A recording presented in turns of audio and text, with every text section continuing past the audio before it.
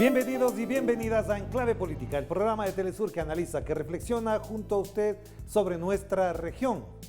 Ecuador se apresta a la transición política e institucional. En este proceso todavía quedan dudas de cómo se proyecta el comportamiento de cada una de las fuerzas políticas, aunque algunas ya han dejado ver efectivamente cómo lo harán. Pero también no queda claro por qué no hay cifras oficiales de cómo deja el país el saliente presidente Lenín Moreno Garcés. Y a todo eso se une un giro en la Asamblea Nacional con una directiva dominada por Pachacutic y la izquierda democrática. De esto queremos hablar con Paola Cabezas, coordinadora del bloque legislativo de la Revolución Ciudadana, a quien le damos la más cordial bienvenida. Paola, qué gusto tenerte acá. ¿Cómo estás? ¿Qué tal, Orlando? Un saludo enorme para ti y para todos los televidentes que nos ven en la región y el mundo. Gracias. Efectivamente, Paola, nos ven en América Latina con mucha atención. Por supuesto, hay todavía preocupación de lo ocurrido este fin de semana, pero después lo veremos en detalle. ¿Cómo evalúas este momento político del Ecuador después del triunfo de Guillermo Lasso? Evidentemente hay una recomposición, una rearticulación de fuerzas políticas. El gobierno ha pactado con Pachacutic y la izquierda democrática, por ejemplo, para dominar la Asamblea. ¿Qué explicación le damos de eso en América Latina? Bueno, dos elementos que son conceptuales y que son fundamentales para poderlos leer desde la posición política en la que nos encontramos.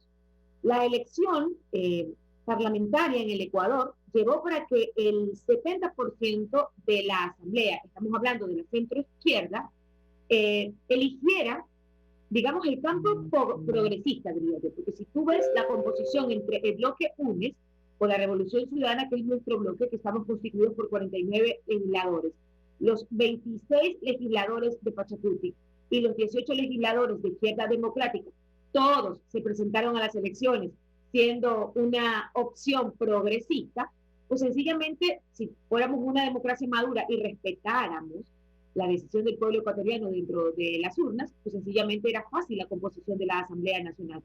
Poder tener tanto presidente como las dos vicepresidencias en justamente con representantes del progresismo en el país. Esto daría pues evidentemente un equilibrio entre cómo votó el pueblo ecuatoriano el 7 de febrero para las elecciones parlamentarias y cómo votó el pueblo ecuatoriano a la hora de elegir al presidente de la República, que sí, evidentemente obtuvo la voluntad del pueblo ecuatoriano para que dirija el país un proyecto, digamos, un proyecto, digamos, neoliberal, porque sí, en realidad en el Ecuador se votó por un proyecto conservador y eso es lo que tendremos. Sin embargo, sí nos preocupa, y esto va un poco direccionado a tu pregunta, porque la izquierda que se presentó a las elecciones, catalogándose como izquierda, ha hecho un acuerdo con la derecha. Todo el Ecuador y en la región conocen que Pachacutic tiene varias vertientes, en realidad un frente, digamos, progresista que está liderado por ISA y que dentro del espacio conservador que tiene el mismo movimiento indígena o Pachacutic en este caso, hay otros actores a la cabeza, Yacu Pérez, y por allí viene la línea de Salvador Quispe y la misma presidenta electa actualmente en la Asamblea Nacional, Guadalupe Yunes. Entonces, si tú me preguntas un poco, es una cosa que se veía venir. Nosotros intentamos hacer varios acuerdos en materia legislativa para la elección de las autoridades de la Asamblea Nacional, sin que esto represente un pacto político, que cedamos nuestra agenda legislativa, que no estemos en permanente fiscalización y que sobre todo defendamos al 48% que votó por el proyecto de la Revolución Ciudadana. Incluso a propósito de esto, el expresidente Rafael Correa, en declaraciones de la prensa esta mañana, ha revelado las reuniones que han sostenido altos dirigentes, entre ellos el propio Jaime Nebot, Guillermo Lasso y otros más de la Revolución Ciudadana, para lo que fue y era previsible un acuerdo en cuanto a la elección de la Asamblea. Y en eso, además, había un acuerdo, es decir, Guillermo Lasso, Jaime Nebot estaban de acuerdo en que se constituyera una comisión de la verdad, que después devino ser en el linchamiento mediático, porque efectivamente eso parece que asustó a Guillermo Lasso y a todos los que le acompañan. ¿Hasta dónde este acuerdo político ahora, ya frustrado, ya traicionado, impediría, por ejemplo, el que se revisen los procesos judiciales en vista de todas las irregularidades y la persecución política planteada con el gobierno de Lenín Moreno Garcés, que por suerte para muchos, me incluyo, termina este fin de semana?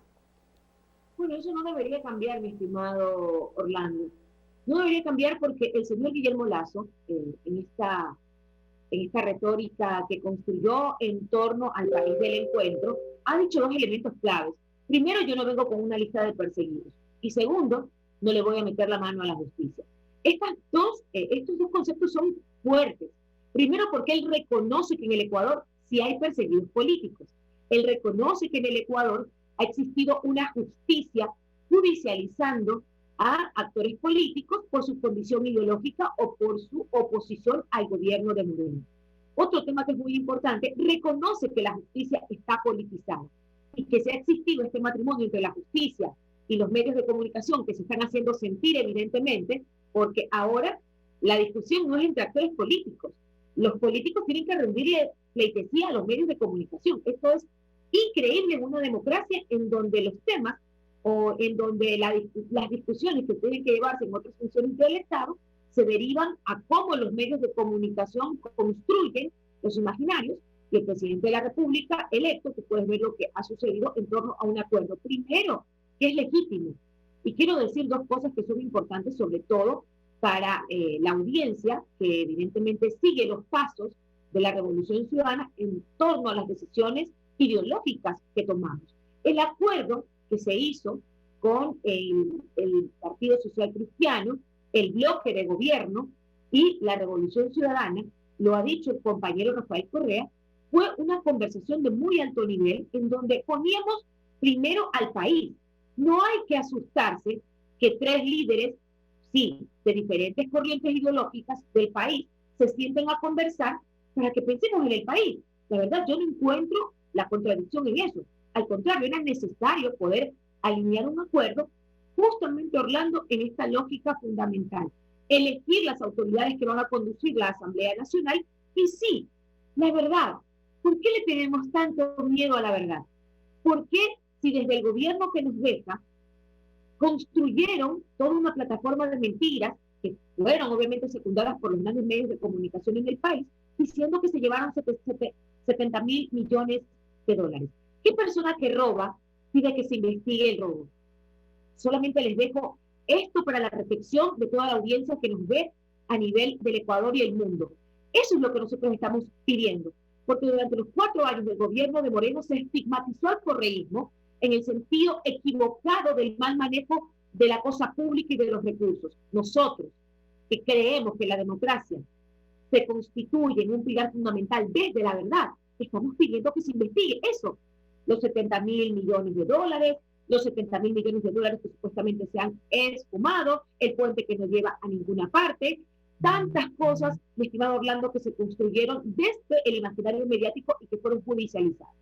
Entonces, Paula, para precisar y cerrando esta primera parte de la entrevista, es muy importante que América Latina conozca cómo queda entonces la Revolución Ciudadana en el escenario político, tomando en cuenta que la Asamblea, aunque no define ni determina muchas acciones del día a día de la ciudadanía, pero sí es un escenario de disputa política, queda prácticamente relegada siendo la mayoría o el bloque mayoritario, con 49 de 137. Y tomando en cuenta además un elemento que es fundamental, el señor Yacu Pérez y Pachacutic, en marzo, a finales de marzo, antes de la primera, o sea, después de la primera vuelta, perdón, después del 7 de febrero, ellos elaboraron un documento donde decían que ellos serán gobierno antes del 2025 porque llegue quien llegue, es decir, o llegaba Andrés Arauz o llegaba Guillermo Lasso, ellos se tomarían incluso el poder en un año. Frente a este panorama, ¿cuál es el valor que tiene en este momento la figura, la recomposición, la resignificación política que tiene el Ecuador en este momento? Bueno, justamente dentro de las conversaciones con Pachacutic nos plantearon eso, y quiero decirte, Orlando, con mucha claridad, nosotros tenemos claro lo que representamos dentro del país, una oposición democrática que en las urnas fue refrendada con el voto popular con un 48%. Nosotros creemos en una oposición democrática y lo dijimos desde el inicio. Nosotros no podemos, ante la crisis económica, social, la crisis sanitaria que vive el país, entorpecer el proceso de gobernabilidad del señor Guillermo Lasso. Que gobierne. Si a él le va bien, pues evidentemente al país le va a ir bien.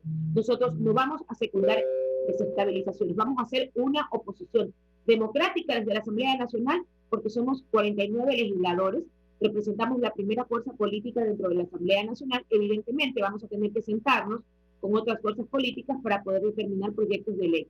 Pero, Orlando, que ningún ecuatoriano y que los habitantes de la región eh, puedan estar seguros y tener la certeza que la Revolución Ciudadana dentro de la Asamblea Nacional hará escuchar la voz de ese 48% de ecuatorianos que nos eligieron, que vamos a estar plantados ante la posibilidad de que se privatice la salud, la educación, de que se intente privatizar los sectores estratégicos de nuestro país y sobre todo ante la crisis económica, que lleguen a la Asamblea leyes que permitan un paquetazo o que vayan en contra de los derechos de los ecuatorianos. Tendrán voces fuertes que van a defender a su pueblo.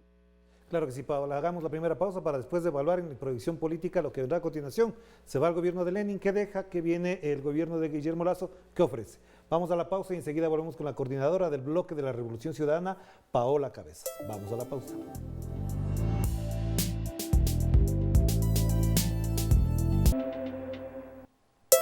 Estamos de vuelta aquí en Enclave Política a través de Telesur, la señal informativa de América Latina y el Caribe. Nos volvemos a conectar con Paola Cabezas. Ella se encuentra en la ciudad de Esmeraldas, en el Ecuador, y obviamente es la representante nacional también en la legislatura de la Revolución Ciudadana, y ahora ella es la coordinadora de ese bloque legislativo. Paola, una pequeña evaluación de cómo deja el gobierno de Lenín Moreno, a pesar de que todo lo que podamos decir no necesariamente va a coadyuvar a entender lo que está pasando, pero ¿qué le deja al Ecuador frente a América Latina el gobierno de Lenín Moreno? Bueno, un país que tiene que reconstruirse desde sus cimientos, un país que no solamente deja una fotografía terrible ante el manejo de la pandemia, un país que queda con su sistema de salud desmantelado, un Ecuador que también debe repensarse desde lo público, y eso quizás es una de las preocupaciones mayores que tenemos nosotros como Revolución Ciudadana, porque dentro de la misma propuesta que establece el presidente electo, la posibilidad de privatizar salud y educación sí precarizaría de manera más compleja la situación de los ecuatorianos. Por eso es lo que nos deja Lenín Moreno, un Estado desesperanzado, un Estado o un Ecuador con ciudadanos desesperanzados, en donde hay una tasa muy elevada de desempleo, en donde leyes que justamente fueron aprobadas entre el acuerdo y pacto del gobierno con legisladores del gobierno que hoy va a gobernar, deja evidentemente digamos, una secuela de, como te digo, desempleo, un país mucho más endeudado, un país que requiere de manera inmediata instalar un sistema nacional de vacunación para que en realidad demos un siguiente paso para la reactivación económica. No es posible reactivarnos económicamente si no inmunizamos a los ecuatorianos, y en eso tenemos una deuda muy importante, porque Lenín Moreno no cumplió con ese objetivo que es el el último año, en realidad reconstruir el sistema nacional de salud e inmunizar a todos los ecuatorianos. Heredamos un país con una corrupción institucionalizada, que era una de las cosas, Orlando, en las cuales se había trabajado y combatido, porque el tema de la corrupción, que si bien no es patrimonio de ningún gobierno, sí tiene que ver con la decisión política de quien gobierna.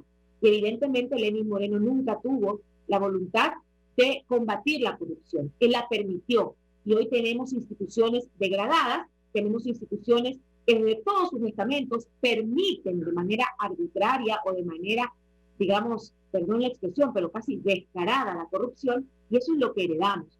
Recuperar la institucionalidad de la Asamblea Nacional es otro de los importantes objetivos que tenemos. Una asamblea que tiene un 2%, una asamblea que fue vinculada a casos de corrupción por repartos de hospitales, que recibieron prebendas legisladores para votar por leyes que iban en contra de los derechos de los ecuatorianos.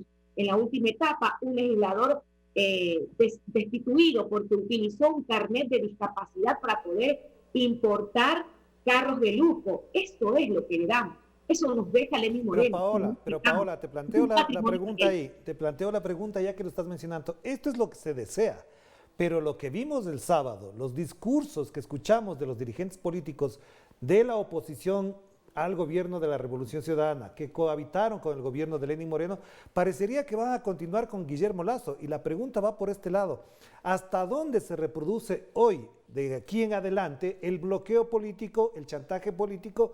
Porque lo que estamos viendo no es precisamente que lo que se va a hacer con el gobierno de Guillermo Lasso y con la Asamblea en manos de Pachacuti y la Izquierda Democrática es una reinstitucionalización, la búsqueda de políticas públicas y lo que acaba de mencionar el presidente Correa en entrevistas de esta mañana en Ecuador. Es decir, no se va a luchar contra el neoliberalismo en la práctica en concreto. Entonces, de esa aspiración a la realidad, ¿cuánto trecho hay? Bueno, evidentemente has hecho una lectura real del país que deja Moreno y el país que debería reinstitucionalizar el señor Guillermo Lasso y procurar ese país del encuentro que él ha venido promocionando o que ha venido, por lo menos en sus intervenciones públicas, hablando de términos medios en la construcción del país. Vemos, evidentemente, dentro de la Asamblea Nacional una posición beligerante de los actuales aliados del gobierno. Creo que el señor Guillermo Lasso, en lo personal, se ha puesto una soga al cuello, porque entregarle el manejo de la legislatura a un bloque que en realidad tiene claro cuáles son sus objetivos políticos, que hemos escuchado en intervenciones a la señora Guadalupe Llori que van a fiscalizar los contratos petroleros, mientras el señor Guillermo Lasso habla de que hay que mejorar la producción petrolera. Si vas a tener voces en la Asamblea Nacional que van a entorpecer el proyecto que tiene este país, evidentemente no entendemos por dónde puede haber una cohesión dentro del plan de gobierno y el plan legislativo que siempre ha tenido Pachacuti.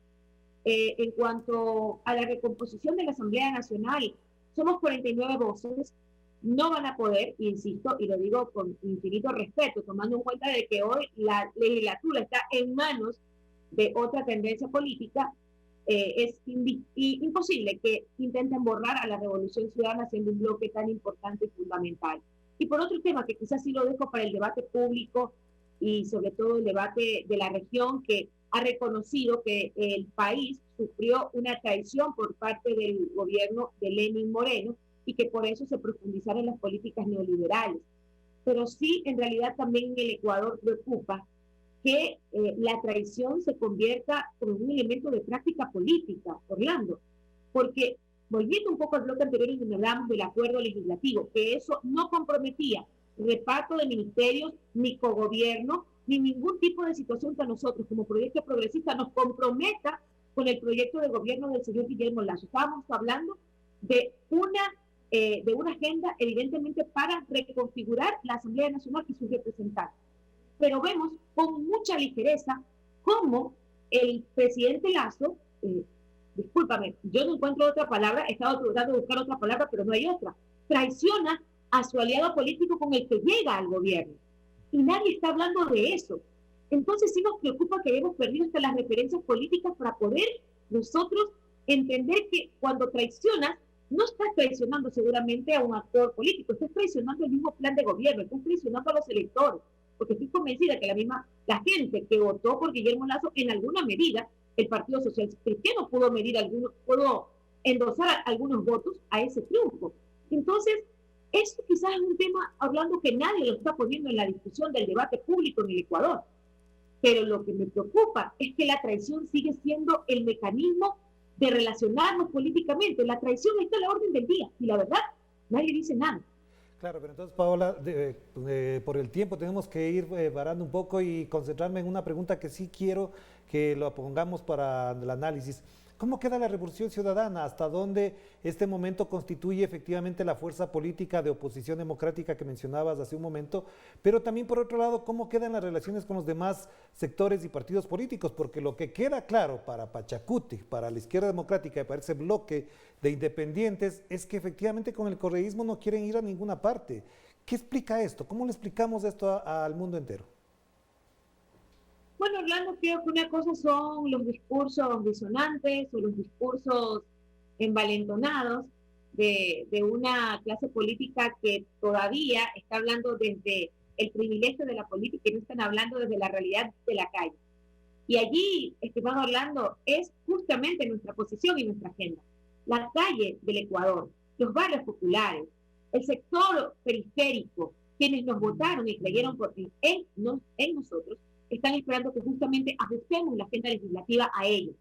No podemos seguir hablando desde el privilegio de la política sin olvidarnos que tenemos que poner en el debate el Sistema Nacional de Vacunación, que debemos reactivar la economía, que debemos revisar el tema de empleos en el país sin precarizar el trabajo. Hay mucha gente desempleada. Se ha vuelto a encontrar a personas en los semáforos pidiendo caridad porque hemos vuelto a tener un estado precario para los ecuatorianos. Y nosotros, Orlando, no vamos a perder nuestro rumbo. Pueden quedarse hablando desde el privilegio de haber pactado con el gobierno y de sentirse hoy que tienen el poder, pero el poder está en el pueblo. Y ese poder que nos da el pueblo para hacer su voz dentro de la Asamblea Nacional, lo vamos a hacer escuchar y hacer sentir. Que eso todos los ecuatorianos y la región sepa que vamos a hacer una oposición democrática y defendiendo permanentemente los derechos de los ecuatorianos. Me queda una última pregunta, solamente muy puntual y cortita, Paola. En este escenario, ¿qué manejo, qué capacidad de maniobra tendrá Guillermo Lasso? No le veo muy entusiasta a sus asesores, voceros con los que se puede conversar y se puede consultar. Al mismo tiempo, no les vemos con toda la confianza como para emprender un programa real de transformaciones. Y por otro lado, también te preguntaría, a propósito de esto, ¿hasta dónde, ya que mencionaste el tema de la traición, Guillermo Lasso va a traicionar a su antecesor, Lenín Moreno? No me quisiera adelantar porque evidentemente uno debería remitirse a los hechos para no caer justamente en generar escenarios, pero sí lo dejo en el debate porque seguramente en próximos días o en próximos meses o durante el año evaluaremos el nivel de traición, no solamente actores políticos, el nivel de traición a los ecuatorianos frente al plan de gobierno. No nos olvidemos que el señor Guillermo Lasso ganó en la segunda vuelta proponiendo revisar el tema de CENESID, el ingreso de estudiantes jóvenes a las universidades, habló de la agenda de mujeres, habló de los emprendimientos. Fue evidentemente un plan, una propuesta que amplió otro aspecto del electorado que está esperando que él cumpla. Y vamos a estar allí para que no se mienta en torno a las propuestas que se le hizo al pueblo ecuatoriano. Vamos a estar allí para fiscalizar evidentemente y que se le cumpla al país todas las promesas que se hicieron. Hoy, más allá de lo que ha sucedido en torno a los acuerdos políticos entre la pseudoizquierda y la derecha ecuatoriana, hoy debemos aterrizar en una lógica que es la importante. El señor Guillermo Lasso tiene que gobernar, el señor Guillermo Lasso tiene que cumplir con su agenda de gobierno y el señor Guillermo Lasso tiene que reactivar la economía y poner a funcionar este país en torno a una agenda de salud. Eso lo vamos a estar revisando y fiscalizando los 100 primeros días de su gobierno. Y allí, estimado Orlando, quizás tendremos un espacio para poder evaluar si en realidad se ha cumplido o no, si se traicionó o no. Ahí sencillamente lo evaluaremos. Claro que sí. Muchísimas gracias, Paola. Un abrazo. Estaremos pendientes además para consultarte en otras ocasiones sobre este y otros temas. Un abrazo, que estés bien. Un abrazo. Gracias a Paola Cabezas, coordinadora del Bloque de la Revolución Ciudadana, asambleísta, representante nacional de ese bloque político en la Asamblea del Ecuador. Por supuesto, estamos pendientes de lo que venga. No se olvide, el 24 de mayo tendremos nuevos presidentes en el Ecuador, pero ya tenemos una nueva asamblea que inició no del todo bien. Nos despedimos. Cuídense mucho, que la pasen bien. Chao, chao.